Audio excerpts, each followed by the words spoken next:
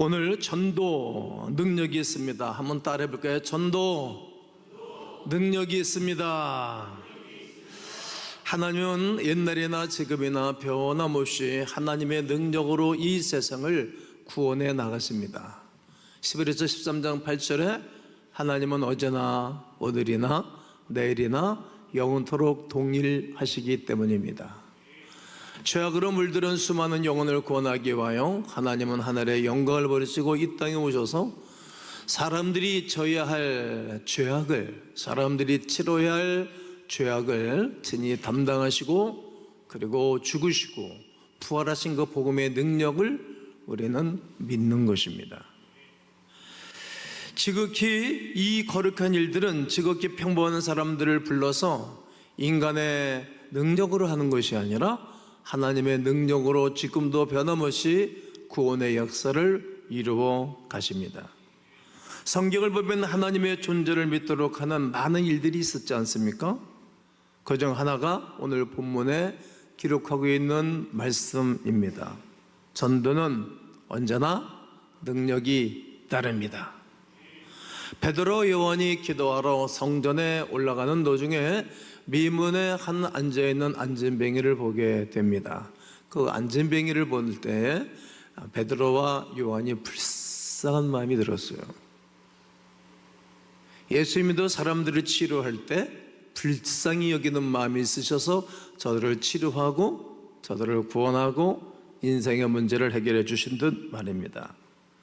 놀라운 기적이 있었습니다. 어떻게 이런 일들이 일어날 수 있는 것입니까? 이것은 사람의 힘이, 사람의 능력이, 사람의 지식으로 일어난 일은 아닙니다. 도무지 믿기 어려운 일이 일어났던 것입니다. 영적 세계 앞에서 합리적인 인간의 이성이 무너지는 장면입니다.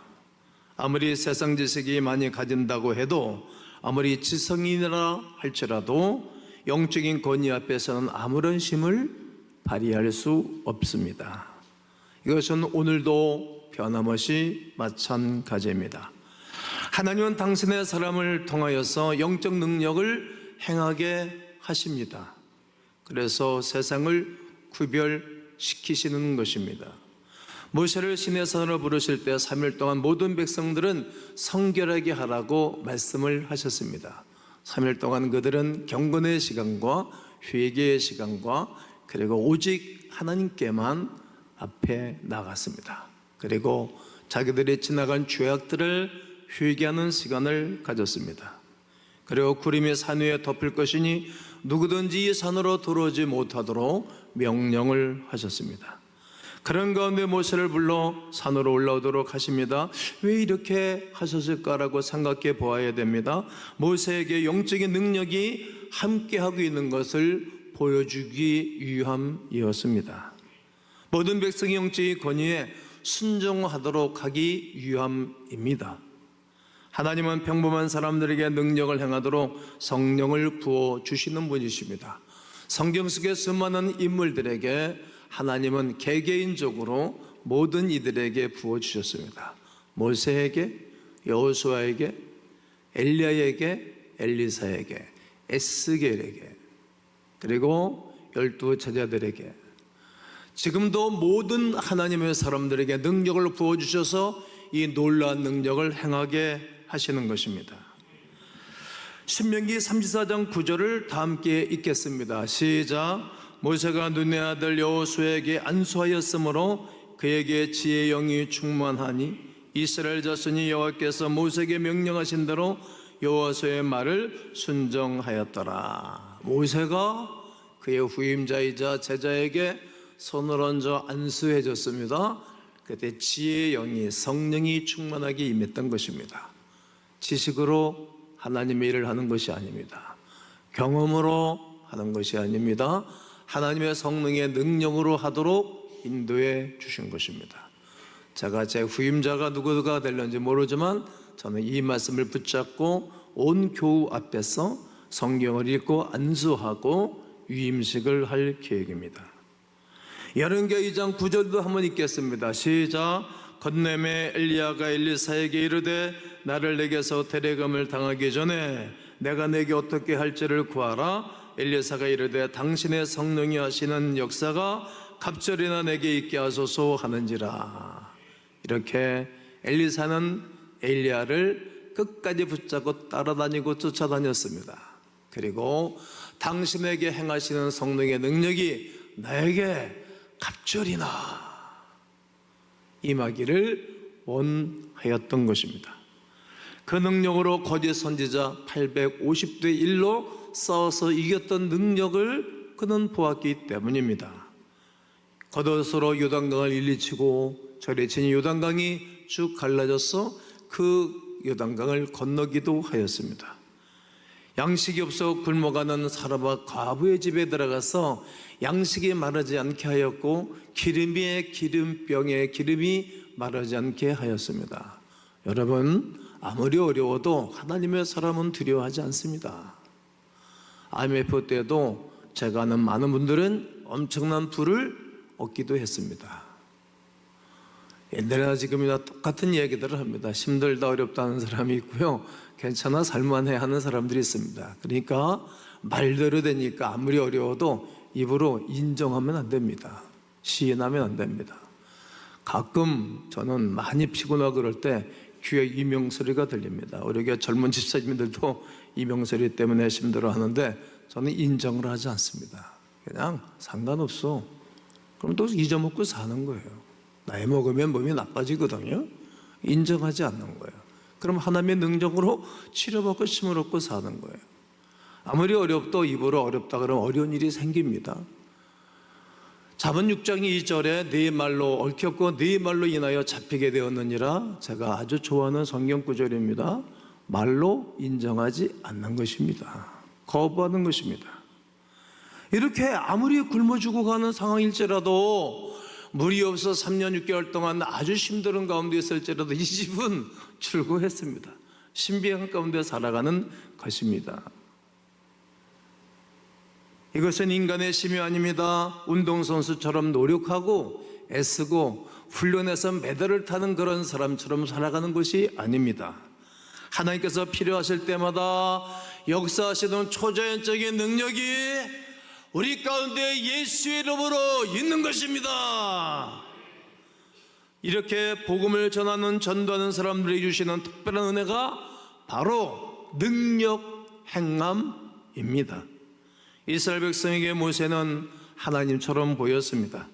그렇게 함으로 지도자의 권위를 높여 주셨던 것입니다. 그 능력을 행하는 것을 직접 보며 그 앞에 순종하도록 하였던 것입니다.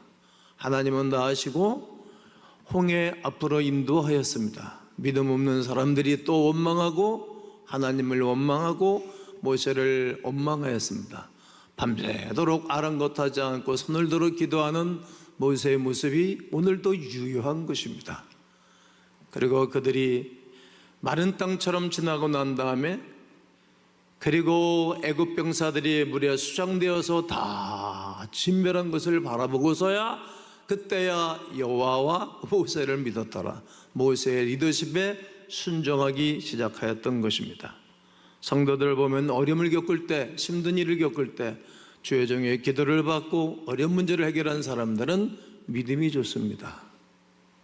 하나님을 잘 섬기는 것입니다. 오늘날도 전도에 하나님의 능력이 나타나는 것입니다. 그러므로 전도하는 사람들에게는 하나님의 특별한 능력을 보여주시는 것을 믿고 복음 증가하는 일에 앞장서야 할 것입니다. 전도하는 일에는 담대함이 생깁니다. 왜 그러합니까? 하나님이 함께 해주시기 때문입니다. 전도하면 병든 자를 일으킵니다. 오늘 본문을 보십시오. 베드로와 요한은 나면서부터 걷지 못하는 이의 필요를 알았습니다. 변함없이 기도하러 하나님의 성전에 올라가는 가운데 오늘도 나에게 도움을 요청하는 안절병자를 보았습니다. 아마 수 없는 사람들이 봤어요. 나이가 한 40세쯤 됐다라고 성경은 말하고 있거든요. 그러니까 나면서부터 안진병이니까 그가 말하기 시작했을 때 10대 때부터 아마 7살, 8살 그때서부터 얻어먹었으니까 한 30여 년을 얻어먹은 거예요. 아마 그 뒤에는 아버지가 그 돈을 챙겨갔는지 어머니가 챙겨갔는지 모르겠지만 아마 그가 모든 사람들이 알 거예요. 베드로와 요한은 은혜 받은 지가 얼마 안 됐기 때문에 은혜 받은 지 얼마 안 돼서 성전에 기도하러 올라간 것 아니겠습니까? 한번 성경을 한번 볼까요? 오늘 본문 3절을 다시 한번 읽겠습니다. 시작. 그가 베드로와 요한이 성전에 들어가려 함을 보고 구걸하거늘. 하지만 베드로와 요한은 돈 줄 것이 없었습니다. 가난한 것이 복이었다는 것을 알 수 있습니다. 그들의 요구를 들어주지 않았습니다. 예수뿐이었습니다. 이 또한 전도는 우리가 깊이 생각할 문제입니다. 전도자는 돈을 줄 수 없어야 됩니다. 목회자는 돈을 줄 수 없어야 능력이 나타나는 거거든요. 그러니까 선교할 때도 선교사들이 돈 주는 선교는 하다가 돈 떨어지면 못 하잖아요. 지나간 한 4년 동안에 코로나 팬데믹으로 말미암아 교회들이 어려웠거든요. 우리 교회는 자유했습니다만 선교비들이 다 끊어진 거예요. 선교사들이 선교비들이 안 가니까 어렵잖아요. 발 묶어둔 거지. 주는 선교를 하면 못 쓰는 거예요. 예수를 줘야 돼. 예수를.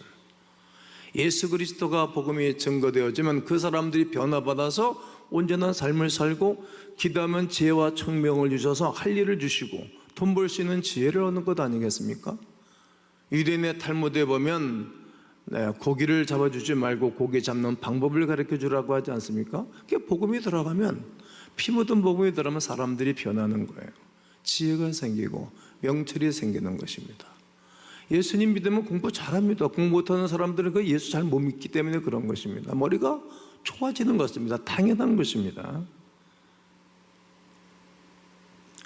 돈으로 전도하면 제3세계의 선교사역들이 멈춰버린다는 사실을 꼭 기억해야 됩니다. 대한민국의 선교사들이 들어올 때 네비우스 선교 전략을 짰습니다. 아주 좋은 전략을 짰어요. 가서 복음을 전해서 사람들로 하여금 은혜를 입고 자립하도록 해라.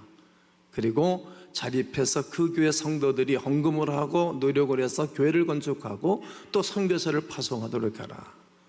그게 네비우스의 선교 전략입니다. 제가 오래전에 그 책을 읽고 소개한 적도 있습니다.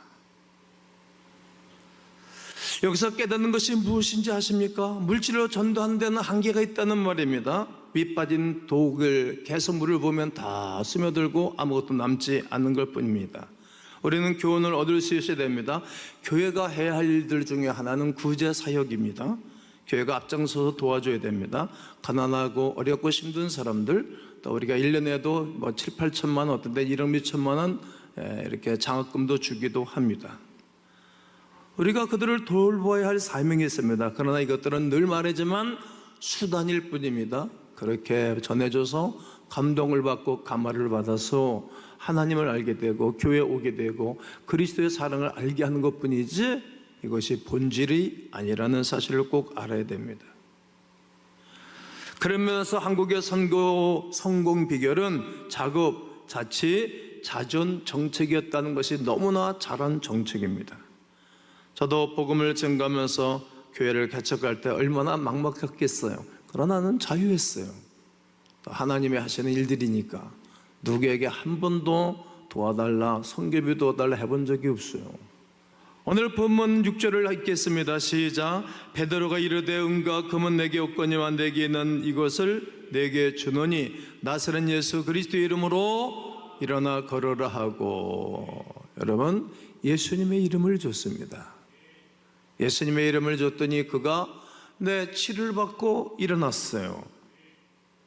오늘도 마찬가지입니다. 예수 믿는 사람들이 우리가 줄 것이 있다면 사랑을 베풀어 주는 것은 분명하지만, 마음을 열게 하기 위한 일이지만 예수님을 전해주는 거예요. 예수님을. 제가 수없는 설교를 하지 않습니까? 강단에서 예수 그리스도에 대한 복음을 전거하는 내 영혼이 힘이 생겨요. 하나님 너무 기뻐하세요. 예수 그리스도의 복음, 사람들이 필요한 것은 예수 그리스도의 복음이라는 거예요. 예수 이 땅에 오신 이유를 분명히 오늘 본문도 말씀하고 가르쳐주고 있는 것입니다.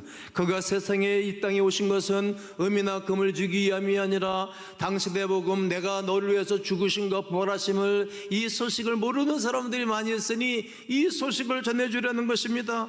내 죄를 대신해 죽었다가 살아나신 그 이, 나를 위해 지금도 성령을 함께하고 계신 그분을 증거해 주는 것입니다. 다시 말하면 예수 그리스도가 부활을 전해주는 것이 복음입니다.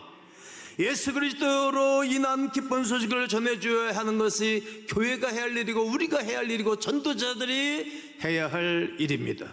이것을 떠나 은과금으로 도와주는 것으로 예수님을 믿게 할 수는 없는 것입니다. 은과금은 내게 없거니와 나사렛 예수 그리스도의 이름으로 걸으라고 손목을 잡아 일으키니 그가 걷고 뛰고 찬양과 영광을 돌려드리듯 우리는 예수 그리스도의 복음을 증가하여 육신의 질병, 마음의 질병, 삶의 질병, 인간관계의 질병을 있는 모든 이들을 흔들어 일으켜 깨우고 일으켜 세우는 은혜가 있기를 주의 이름으로 축복합니다.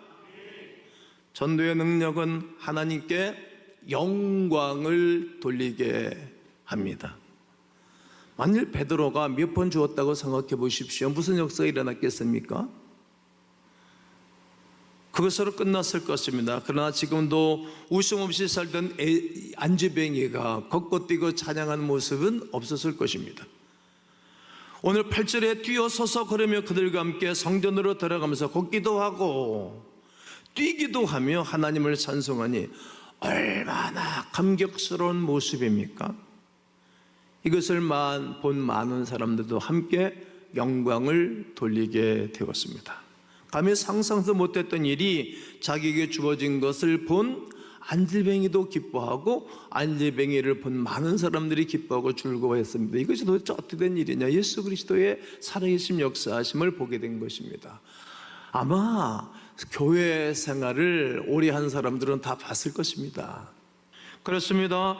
이렇게 우리에게는 삶의 의미를 잃은 사람들에게 삶의 길을 제시해주고 복음적인 하나님의 은혜를 증거할 수 있는 길이 우리에게 있다는 사실을 우리는 너무나 잘 압니다. 이것은 오직 전도로만 가능한 일입니다.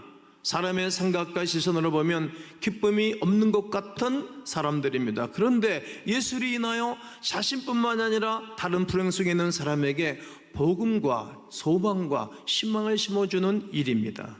놀라운 일입니다. 전도의 능력은 이렇게 사람을 변하게 하는 능력이 있으심을 우리는 믿고 나아가야 합니다. 그 변한 사람들로부터 하나님께 영광을 돌리며 살 수 있도록 하나님이 나를 통하여 이 일을 계획하고 진행하고 있다는 위대한 사실을 알아야 됩니다. 좋은 예가 미국의 조니 캐시에 대한 이야기를 하고 싶습니다. 아주 잘생겼죠? 조니 캐시는 1955년에 데뷔한 미국의 대표적인 가수입니다. 그가 영국 런던에 공연할 때 수없는 강정들이 몰려들어서 당시 최고의 경신을 한 가수입니다. 자연스레 명성이 생기게 되어지면 돈과 명예와 권력이 생깁니다. 저절로 둘러 들어오는 것입니다. 그의 음반이 나올 때마다 모든 음반이 매진되어 버렸습니다. 더할 나위 없이 행복할 것 같지 않습니까? 모든 것을 다 가진 것이기 때문입니다. 그런데 오히려 그는 점점 혼돈과 불행 속으로 치닫아 들어가기 시작합니다. 마약을 복용하고 결국 중독자가 됩니다. 왜냐하면 도덕성이 결여된 가운데 하나님을 위한 관계가 깨진 가운데 많은 불을 쌓게 되어지면 당연히 마약과 술, 여자 거기다가 수없는 사람들이 무너지고 넘어집니다. 그리고 마약을 하고 운전하다가 교통사고를 냈습니다. 코뼈가 완전히 부러져서 코가 납작해졌습니다. 이빨이 다 부러졌습니다. 그는 재물은 산처럼 쌓였지만 그는 폐인이 되어갔습니다. 1971년 5월 그는 고향에 다 망가진 몸을 이끌고 고향에 갑니다. 고향에 가서 조그만 고향교회에 와서 예배에 참석하게 됩니다. 설교를 마치고 목사님께서 콜링을 했습니다. 말했습니다. 누구든지 하나님과 관계를 바르게 하기 원하는 사람들은 앞으로 나오십시오. 그때 그가 하나님 앞에 나갑니다. 그리고 하나님이 그에게 손을 얹어주시고 담임 목사가 간절하게 그를 위해서 기도해 줍니다. 그는 세상의 영광과 명예보다 이제 하나님의 은혜를 입고 난 다음에 형무소를 찾아다니면서 노래를 부르고 또 노인정에 가서 노래를 부르고 그리고 인생에 낙후된 많은 사람들을 찾아가서 노래를 부르고 격려하고 위로하고 간증하는 사람으로 바뀌어집니다. 성도 여러분, 여러분은 내 인생에 있어서 가장 귀한 일이 어떤 거라고 생각하세요? 생명 아니겠어요? 생명. 이 생명인데 생명 안에 우리에게 영혼이 있는데 이 영혼이 구원받는 일이, 구원받게 하는 일이 최고로 귀한 일이라고 생각합니다. 오늘도 절망 가운데 있는 많은 이들, 삶의 의미를 잃은 수많은 사람들에게 여러분들이 그런 분이 여러분의 오이코스로 연결되어 있다면 그들을 찾아가서 복음을 증거하는 가운데 하나님의 능력이 나타나고 회복의 역사가 일어나고 하나님께 영광 돌리는 거룩한 역사가 여러분 가운데 있기를 주의 예수의 이름으로 축원합니다.